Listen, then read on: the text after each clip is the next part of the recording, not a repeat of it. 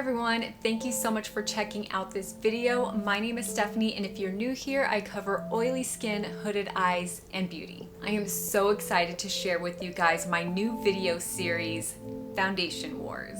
Today is episode 1 of a 10-part series, and if you guys are watching this in the future, I will put the links down below for all of these videos for the series. For the next 10 weeks, I'm going to be going over 10 foundations from the drugstore to find the best foundation for your oily skin. For each of these 10 foundations, I went ahead and used my everyday foundation routine, which is my pore filling primer, my translucent powder before and after foundation, and then of course my setting spray. I wanted to go ahead and do this so that way we have a controlled comparison for each foundation, and then I will adjust my makeup routine to what I feel is necessary to get the best results.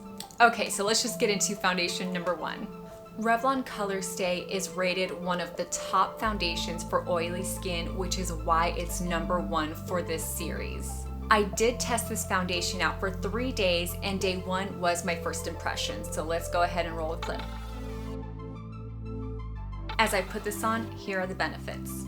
Matte finish for 24 hours, buildable to full coverage, contains hyaluronic acid to hydrate skin over time, oil-free, and SPF 15. It did come out of the pump kind of liquidy. I'm not used to that. I'm used to it being kind of thick for matte foundations. All right, it looks really good. I do see that it is a medium to full coverage on just the first application. I just literally did 1 pump and that was it, and it looks really, really nice. And the color match is perfect. I went online and tried to match my color, and this actually is spot on. So that's pretty awesome. Let's go ahead and zoom you guys in so you can see the full thing, how it covers, and all of my old lady cracks and just everything on my pores. All right, so here is the coverage. So I do see still some of my imperfections just a bit, but I don't mind it. This coverage is very nice. So I'm gonna put on the rest of my makeup and I'll be right back. So I just got done with my makeup, and I actually really like the way that this looks. It did dry down to a matte finish. I was kind of nervous because when I first put it on and I kind of just blended it out, it was shiny, and I was like, oh my god, that's not what an oily face needs. So it came out very beautifully matte, and it mixed very well with all of my favorite products. I'm actually really excited about this. This is so nice, and the coverage is perfect so far. All right, let's get in these old lady creases.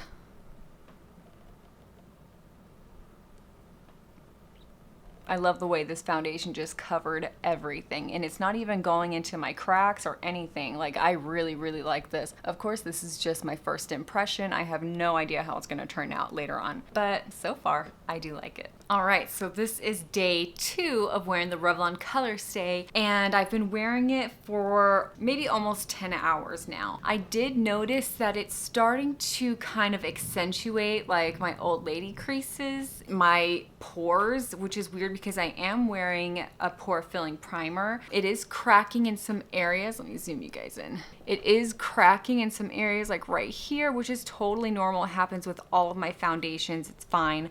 But I don't know if you guys can see just how much you can see my smile lines, and then you can see my pores. Okay.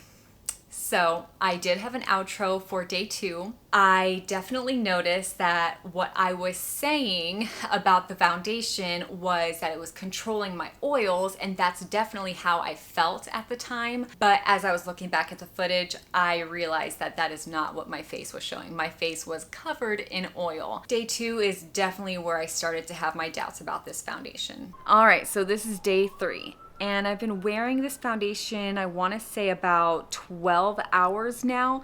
I did do 1 touch up throughout the day because I did go outside, I was washing dishes, I was doing like some house cleaning, so I did sweat a little bit. So the touch up process was great. I used my oil absorbing pads, and then I used some translucent powder and just a buffing brush to buff out like some of the creases that I was having. I just looked in the mirror right now, and it looks like still it's really accentuating like my old lady creases, my pores. Here is really bad with the creasing. Here, not so much. It's actually okay, but it's this part that just doesn't look too great. So like if I wasn't wearing glasses, it wouldn't look too good. If you guys can see all that creasing, I don't know if the camera's picking up that well, but there is a lot of creasing going on. And then you can really see how much it's exaggerating my pores and my smile lines.